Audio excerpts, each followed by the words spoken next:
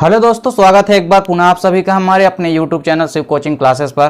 तो दोस्तों आज की इस वीडियो में हम देखेंगे कि परागण या पॉलिनेशन क्या होता है। देखिए दोस्तों, प्रीवियस वीडियो में हमने आपको क्लास 12th बायोलॉजी चैप्टर 2 के लगभग कई सारे टॉपिक करा दिए हैं। देखिए ये परागण जो है पेपर के पॉइंट ऑफ व्यू से काफ़ी इंपॉर्टेंट है, तो आप इसको अच्छे से तैयारी कीजिए क्योंकि ये लगभग हर एग्जाम में पूछा जाता है।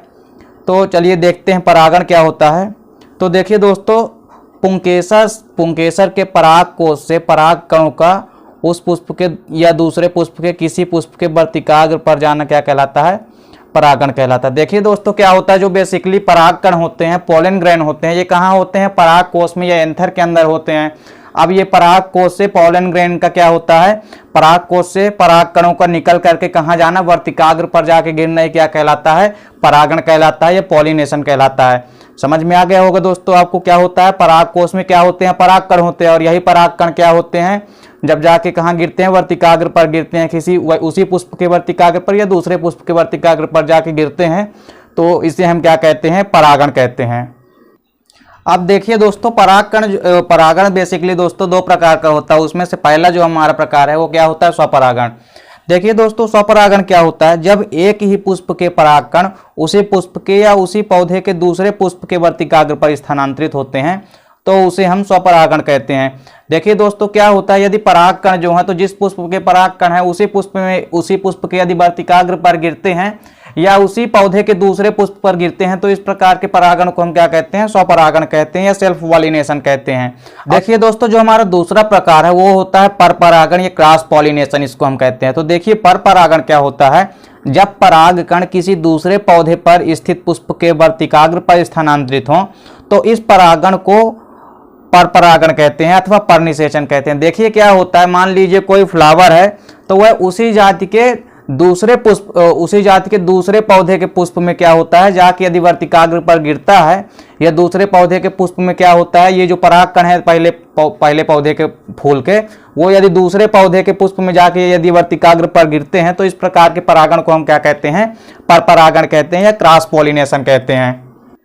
अब देखिए यहाँ पे दोस्तों, यदि हमारे पास स्वपरागण हो रहा है, तो देखिए स्वपरागण के लिए दोस्तों क्या अनिवार्य है? स्वपरागण के लिए जो पौधा होता है वो क्या होता है? द्विलिंगी होता है पौधे के, यानी पौधा यदि द्विलिंगी होगा तभी तो एक पुष्प के जो परागकण है उसी पुष्प की वर्तिकाग्र पर स्थानांतरित होंगे, और आगे फिर परागण होगी, और परागण की क्रिया के बाद फिर क्या होगा? निषेचन होगा। और यदि पौधा एक लिंगी है तो जाहिर सी बात है कि उसको विपरीत लिंग के लिए क्या होगा? उसको दूसरी जगह जाना पड़ेगा, और दूसरी जगह जाने के लिए फिर माध्यम की आवश्यकता पड़ेगी, तो वो क्या कहला जाएगा? परपरागण कहला जाएगा। तो फ्रेंड्स, यहाँ पे आप देख पा रहे हैं, यहाँ पास हमने दो पेड़ बना रखे हैं, और दोनों पेड़ में अलग अलग फ्लावर लगे हैं। अब आप देख सकते हैं इस प्लांट में क्या है, यहाँ पास देख रहे हो आप फ्लावर से जो पोलन ग्रेन निकल रहे हैं, ये पोलन ग्रेन उसी पुष्प के वर्तिकाग्र पर गिर रहे हैं। और यदि पोलन ग्रेन जो है, यदि उसी पौधे में एक पुष्प से जो परागकण निकलते हैं वो दूसरे पुष्प के यदि दूसरे पुष्प के वर्तिकाग्र पर गिरते हैं उसी पौधे के, तो ये क्या कहला गया? हमारा स्वपरागण कहलाता है, या सेल्फ पॉलिनेशन। और इसके विपरीत देखिए, यदि यहाँ पास से देखिए ये जो फ्लावर है, तो इस प्लांट के फ्लावर से यहाँ पास से पोलन ग्रेन निकल रहे हैं, और ये किसी दूसरे पुष्प के फ्लावर के वर्तिकाग्र पर जाके गिर रहे हैं, तो इस प्रकार के परागण को हम क्या कहते हैं? क्रॉस पॉलिनेशन या परपरागण कहते हैं। अब देखिए दोस्तों, जो हमारा स्वपरागण है, तो वह स्वपरागण देखिए दोस्तों बेसिकली दो प्रकार का होता है। देखिए स्वपरागण जो है 2 टाइप्स का होता है। उसमें से पहला जो है वो होता है क्या? ऑटोगेमी। क्या होता है दोस्तों? पहला होता है ऑटोगेमी। अब देखिए ऑटोगेमी कैसा परागण होता है?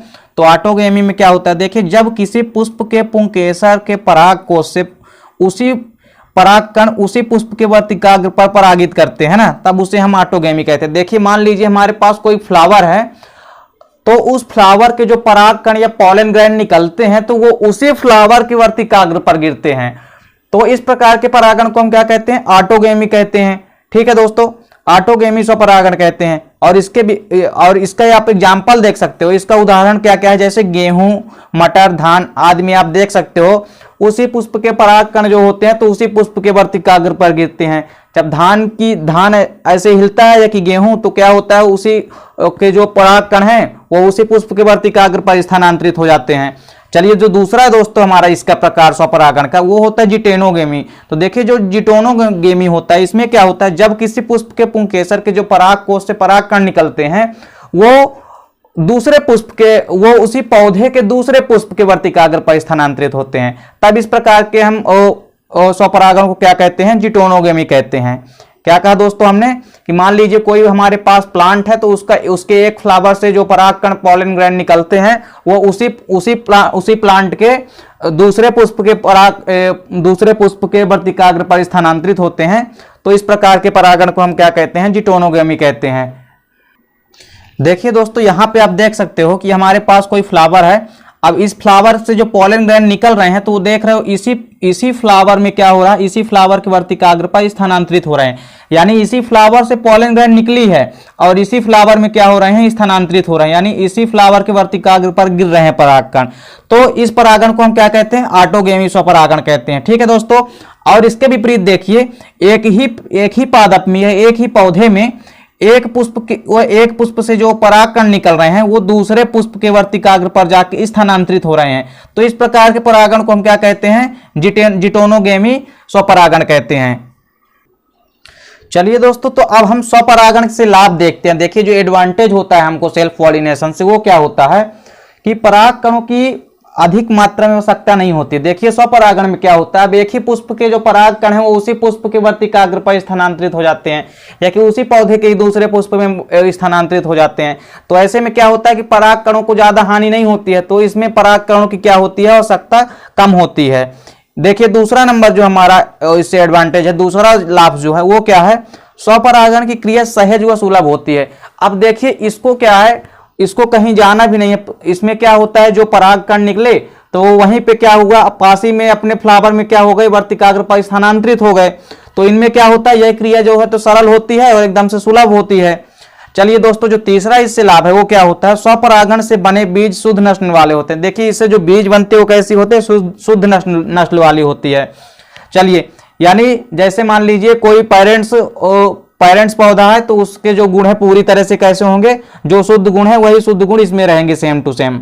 चलिए इसके बाद देखते हैं चौथा नंबर जो है इससे एडवांटेज, वो क्या है, पुष्पों को रंग सुगंध तथा मकरंद स्त्राव करने की आवश्यकता नहीं होती है। देखिए अब यहाँ पे क्या हो रहा है, यहाँ पे जो एक ही पुष्प के जब परागकण है तो उसी पुष्प के वर्तिकाग्र पर गिर रहे हैं, तो उनको दूसरी जगह जाने के लिए पुष्पों को क्या होता है, सुगंधित और मकरंद युक्त होने की जरूरत नहीं होती है। चलिए इसके बाद जो हमारा अगला नंबर है, देखिए जिन पुष्पों में परपरागण नहीं होता वहां स्वपरागण द्वारा निषेचन होता है। देखिए क्या होता है, जहां पे परपरागण नहीं होता है, अर्थात यदि पुष्प मान लीजिए हमारे पास एक लिंगी है, तो वहां पे क्या होगा, वहां पे सेल्फ पॉलिनेशन या स्वपरागण की क्रिया द्वारा निषेचन हो जाएगा परागण के बाद। चलिए अब स्वपरागण से कुछ हानियां देखते हैं। तो चलिए दोस्तों, अब स्वपरागण से क्या हानियां होती है वो देखते हैं। सबसे पहला जो है, स्वपरागित पुष्पों में बीजों की संख्या में कम व हल्के व छोटे होते हैं। देखिए स्वपरागित से जो पुष्पों में क्या होते हैं, जो बीज बनते हैं वो संख्या में कम होते हैं और हल्के होते हैं, वो छोटे होते हैं। क्या कहा दोस्तों हमने कि स्वपरागण के परिणाम स्वरूप जो पुष्पों में जो बीज बनेंगे वो क्या होंगे, छोटे होते हैं और संख्या में कम होते हैं, वह हल्के होते हैं। चलिए जो दूसरा हानि है स्वपरागण से वो क्या है, परागण के बाद उत्पन्न पौधे में अच्छे व स्वस्थ पौधे के गुणों का वह सम्मिश्रण नहीं होता है। चलिए देखिए यहाँ पे क्या होता है, परागण के बाद जो उत्पन्न पौधे में अच्छे व स्वस्थ पौधे के गुणों का सम्मिश्रण नहीं हो पाता। यानी देखिए क्या है दोस्तों, यहाँ पे मान लीजिए हमारे कोई मान लीजिए पादप में से कोई फ्लावर उसी पुष्प में स्थानांतरित हुआ, तो उसमें जो लक्षण बनेंगे तो केवल एक ही पुष्प के बनेंगे, या एक ही पौधे के लक्षण उसमें रहेंगे। तो इस प्रकार से उसमें कई गुणों का सम्मिश्रण नहीं हो पाता, उसमें केवल एक ही पुष्प है और एक ही फ्लावर है तो एक ही फ्लावर के लक्षण रहेंगे, और देखिए एक ही पौधा है तो एक ही पौधे के लक्षण रहेंगे। अब देखिए जो तीसरा है वो क्या है, इस परागण से उत्पन्न पौधे में केवल एक ही पौधे के गुण होते हैं। देखिए हमने आपको पहले ही बताया कि क्या होता है, इसमें एक ही पौधे में क्या होता है कि परागण होता है, तो पौधों के लक्षण जो भी हैं तो एक ही पौधे के रहेंगे। तो इस प्रकार से इनमें जो पौधे के लक्षण हैं तो वो केवल एक ही पौधे के लक्षण रहते हैं। अब देखिए चौथा नंबर क्या है, इस परागण से उत्पन्न पौधे दुर्बल व अस्वस्थ होते हैं। अब जो स्वपरागण से क्या होता है, जो पौधे उत्पन्न होते हैं वो कैसे होते हैं, थोड़ा दुर्बल होते हैं और कैसे होते हैं, अस्वस्थ होते हैं। चलिए अगला नंबर क्या हमारा, पादप विकास की संभावना घटती है। देखिए इनमें क्या होता है, डेवलपमेंट जो है तो बहुत कम होता है, यानी इसमें पादप विकास की संभावना कम रहती है। चलिए दोस्तों अब हम पर परागण में देखते हैं क्या होता है। पर परागण में क्या होता है कि समान प्रजातियों के बीच की पर परागण क्या कहलाती है, जीनोगैमी कहलाती है। क्या कहलाती है दोस्तों, यदि दो समान प्रजाति के पौधों के बीच क्या हो रहा है, पर परागण हो रहा है, तो उस प्रकार के हम परागण को क्या कहते हैं, जीनोगैमी कहते हैं। अब देखिए पर परागण के लिए क्या होता है, एक विशेष तौर पर क्या होता है, माध्यम की आवश्यकता पड़ती है। क्या कहा दोस्तों हमने, पर परागण के लिए किसी न किसी माध्यम की आवश्यकता पड़ती है, क्योंकि एक फ्लावर से, एक पुष्प के फ्लावर से दूसरे पुष्प के फ्लावर तक यदि पराग कणों को ले जाना है तो उसके लिए किसी न किसी माध्यम की आवश्यकता तो पड़ेगी। तो देखिए दोस्तों यहाँ पे कौन कौन से माध्यम हो सकते हैं वो हम आपको यहाँ पे बता रहे हैं। देखिए एक तो होता है कीटों द्वारा। देखिए कीटों द्वारा यदि परागण होता है तो कीटों द्वारा जो परागण होता है उसको हम क्या बोलते हैं, एंटोमोफिली एंटोमोफिली कहते हैं। क्या कहते हैं दोस्तों, यदि कीटों के द्वारा पर परागण हो रहा है तो इसको हम क्या कहेंगे, एंटोमोफिली कहते हैं। और देखिए यदि पक्षियों के द्वारा होता है तो इसको क्या बोलते हैं, हम ऑर्निथोफिली कहते हैं। और पक्षियों के स्टडी को भी हम क्या कहते हैं, ऑर्निथोलॉजिस्ट कहते हैं। चलिए दोस्तों अब देखिए जो वायु द्वारा परागण होता है, तो वायु द्वारा जो परागण होता है उसको हम क्या कहते हैं, एनिमोफिली कहते हैं। चलिए इसके बाद देखिए जो जल द्वारा परागण होता है, तो जल द्वारा जो परागण होता है उस परागण को हम क्या कहते हैं, हाइड्रोफिली कहते हैं। और देखिए जो जंतुओं द्वारा परागण होता है, तो जंतुओं के द्वारा जो परागण होता है उसको हम क्या कहते हैं, जूफिली कहते हैं। चलिए दोस्तों देखिए कीटों द्वारा यदि बात की जाए तो क्या होता है, कीट जब बैठते हैं पुष्प में तो क्या होता है कि उनके पैर क्या होते हैं, म्यूसिलिया जैसे चिपकीले आवरण होते हैं, क्यूटिकल जैसा आवरण होता है उनमें। तो क्या होता है कि वो जब बैठते हैं तो उनके पैरों में क्या होता है, चपक जाते हैं परागकण। और वो जब दूसरे फ्लावर में जाते हैं तो वहां क्या करते हैं कि वहां वो पैर से गिरा देते हैं जो परागकण, यहाँ पे वो पैर में चपक जाते हैं उनके। वो जाके जब दूसरे पौधे के पुष्प में बैठते हैं तो वो वहां क्या होते हैं, स्थानांतरित हो जाते हैं। तो इस प्रकार क्या हो जाता है, परागण हो जाता है, पर परागण हो जाता है। अब देखिए दोस्तों जो जल द्वारा परागण होता है, देखिए यदि कमल के पौधा भी क्या होता है, जल में होता है, लेकिन कमल के पौधे में यदि हम बात करें तो देखिए कमल का पौधा है तो जल में, तो इसमें क्या होना चाहिए, जो परागण होगा वो हाइड्रोफिली। लेकिन देखिए जल में जो कमल होता है वो होता तो भले ही जल में है, लेकिन इसमें किसके द्वारा परागण होता है, इसमें भावरों के द्वारा परागण होता है। कि इसमें कमल के पौधे में आप ध्यान रखिए दोस्तों कि कमल का जो पौधा होता है उसमें क्या होता है, भावरों के द्वारा जो है तो परागण होता है। अब देखिए इसके बाद क्या होता है, सबसे बड़ा पुष्प होता है क्या, रेफ्लेसिया। और ये जानते हो दोस्तों आप, लगभग 40 किलो का वजन होता है। अब देखिए रेफ्लेसिया के पुष्प में क्या होता है, ये किसके द्वारा परागण होता है, तो रेफ्लेसिया का जो पुष्प होता है इसमें क्या होता है, जंतुओं के द्वारा। इसमें हाथी के द्वारा क्या होता है, इसमें हाथी के द्वारा पर परागण होता है। किसमें दोस्तों, रेफ्लेसिया जो सबसे बड़ा पुष्प होता है उसमें किसके द्वारा होता है, पर परागण हाथी के द्वारा होता है, अर्थात जंतुओं के द्वारा होता है। तो जंतुओं के द्वारा जो परागण होता है उसको हम क्या बोलते हैं, जूफिली बोलते हैं। देखिए एक चीज और आप लोग नोटिस कर लीजिए, जो हमारा सबसे छोटा पुष्प होता है जिसको हम क्या बोलते हैं, वुल्फिया। तो वुल्फिया में क्या होता है दोस्तों, वुल्फिया में जो परागण होता है वो किसके द्वारा होता है, वो कीटों के द्वारा परागण होता है। किसमें दोस्तों, वुल्फिया में किसके द्वारा होता है, कीटों के द्वारा परागण होता है। चलिए दोस्तों हम पर परागण से क्या लाभ होते हैं वो देखते हैं। तो एडवांटेज ऑफ क्रॉस पॉलिनेशन, देखिए जो क्रॉस पॉलिनेशन या पर परागण से जो लाभ होते हैं वो हम आप देखेंगे। देखिए जो पहला लाभ होता है इसमें से वो क्या होता है, पर परागण से नई जातियों का प्रादुर्भाव होता है। देखिए पर परागण के परिणाम स्वरूप क्या होता है, नई जातियों का विकास होता है। अब देखिए चूंकि एक प्लांट का मान लीजिए कोई पौधा है, अब जब वो उसी जाति के जब वो दूसरे नई जाति के जब वो दूसरे पौधे के पुष्प में स्थानांतरित होंगे तो इसके भी लक्षण, कुछ दूसरे पुष्प के लक्षण भी क्या होगा उस पुष्प में जाएंगे। तो देखिए इससे क्या होता है कि एक नई जातियों का प्रादुर्भाव होता है या नई जातियों का विकास होता है। अब देखिए इसके बाद क्या होता है, पर परागण से उत्पन्न बीजों से बने पौधे सुंदर, मजबूत व स्वस्थ होते हैं।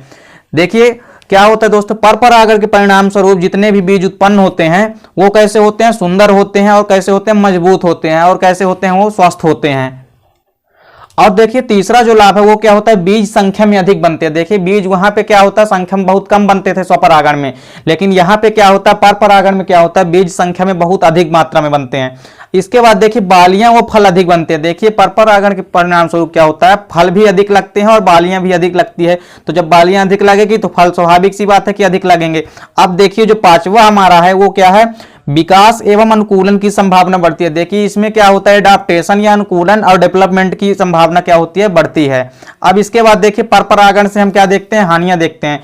तो चलिए परपरागण से हम हानियां देखते हैं। देखिए पहला जो है क्या है, परपरागण के लिए पादपों को माध्यमों जैसे वायु, जल तथा पौधे आदि पर निर्भर रहना पड़ता है, अतः यह परागण निश्चित नहीं होता। अब देखिए यदि इनको किसी प्रकार का माध्यम यदि नहीं मिलता है तो परपरागण होना एक तरह से ना की संभावना है यहाँ पे। तो परपरागण के लिए क्या संभावना होती है कि यहाँ पे माध्यम की उपलब्धता अनिवार्य होती है। यानी यहाँ पे जैसे माध्यम की यदि हम बात करें तो जैसे वायु हो गया, जल हो गया तथा पौधे आदि पर क्या करते हैं, निर्भर रहना पड़ता है इनको। तो इस प्रकार से इसमें क्या होता है, माध्यम की आवश्यकता पड़ती है। चलिए दूसरा देखते हैं, इसके लिए अधिक परागकणों की आवश्यकता पड़ती है। अब देखिए क्या होता है, परपरागण में क्या होता है कि जब एक पौधे के पुष्प से जो परागकण है या पॉलन ग्रैन है, तो वो जब स्थानांतरित होंगे कहां, दूसरे पौधे के पुष्प में, तो उनको वहां तक जानते समय क्या होगा, कुछ परागकण क्या हो जाएगा, कुछ परागकणों का नुकसान भी हो जाएगा। तो जिस कारण से क्या होता है कि इनमें परागकणों की क्या होगी, अधिक मात्रा में आवश्यकता पड़ेगी। अब चलिए तीसरा देखते हैं, इस परागण से पौधे की शुद्धता पूर्णतः समाप्त हो जाती है। अब देखिए इसमें क्या है कि दूसरे यदि हम बात करें तो देखिए मान लीजिए हमारे पास एक पौधा जो है, तो उसके पुष्प से जो परागकण स्थानांतरित होते हैं वो दूसरे पौधे के पुष्प में स्थानांतरित होते हैं। तो क्या होता है कि इस पौधे की जो परागकण के अंदर जो शुद्धता है वो जब दूसरे पौधे में पहुंचेंगे तो उसमें जाहिर सी बात है कि उसमें से क्या बनेगा, नया फल बनेगा, तो उसमें क्या होगी, शुद्धता जो है वो बरकरार नहीं रह पाएगी, अर्थात दोनों के लक्षण हो जाएंगे, तो पौधा एक तरह से शुद्ध नहीं रह पाएगा जैसे पहला था। अब इसके बाद देखिए क्या होता है अगला, पुष्पों को आकर्षण बनाने के लिए जिसमें जंतु इन पर आकर्षित होकर आए और परागण में मदद करें, पौधे को अनेक उपाय करने पड़ते। अब देखिए क्या होता है कि परपरागण में क्या होता है बेसिकली, अब यदि कोई भी यदि पक्षी हैं, यदि भौरे हैं, तो क्या होंगे, तभी आकर्षित होंगे जब पुष्प अपने आप को क्या करेगा, आकर्षित बनाएगा। और कैसे बनाएगा, मकरंद का स्त्राव करेगा। तो चूंकि देखिए जब अपने आप को क्या करेगा, पुष्प सुगंधित बनाएगा और कैसा बनाएगा, देखने में अपने आप को भी अच्छा बनाएगा या आकर्षक बनाएगा, तभी तो उसकी ओर पक्षी या कीट ये भौरे आकर्षित होंगे। अब देखिए जब वो पक्षी कीट आकर्षित होंगे उनके ओर, तभी तो परागण होगा। तो इस प्रकार से इनको क्या होता है, अपने आप में कई सारे चेंजेस करने पड़ते हैं, या आकर्षित बनाने के लिए इनको क्या करना पड़ता है, बहुत सारे उपाय करने पड़ते हैं। अब चलिए देखते हैं दोस्तों, अब हम सेल्फ पॉलिनेशन और क्रॉस पॉलिनेशन के बीच अंतर देखते हैं। यानी हम स्वपरागण के और परपरागण के बीच यहाँ पे डिफरेंस देखेंगे। तो देखिए स्वपरागण और परपरागण में अंतर देखना है, तो सबसे पहले एक साइड हमारे पास क्या है, स्वपरागण, और दूसरी साइड क्या है, परपरागण या क्रॉस पॉलिनेशन। देखिए क्या है, स्वपरागण में क्या होता है, यह एक ही पौधे के नर एवं मादा पुष्पों के बीच होता है।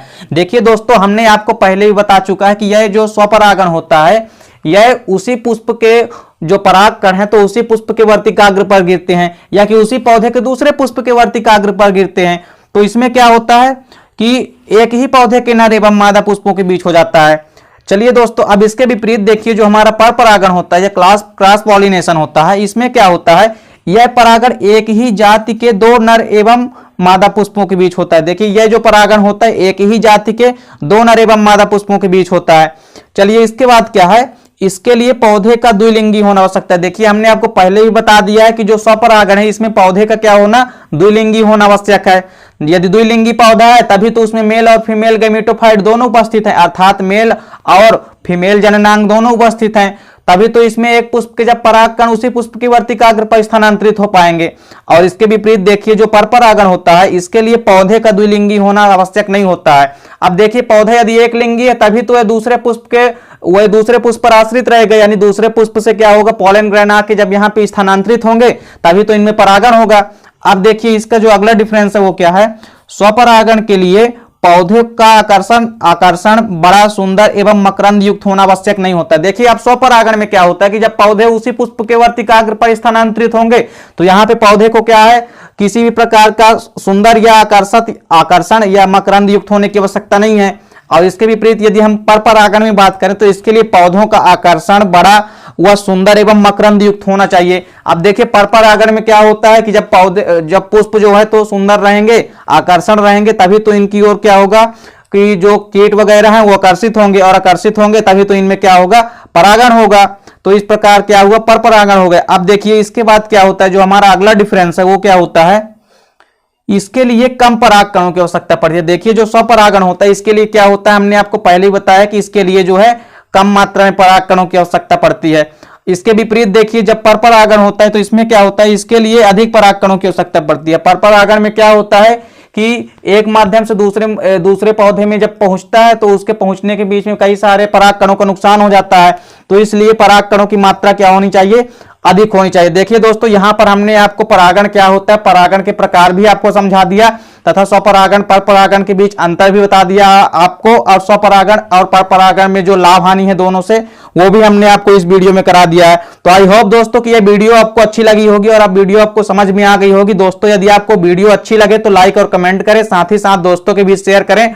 मिलते हैं दोस्तों आपसे नेक्स्ट वीडियो में, तब तक के लिए जय हिंद, वंदे मातरम।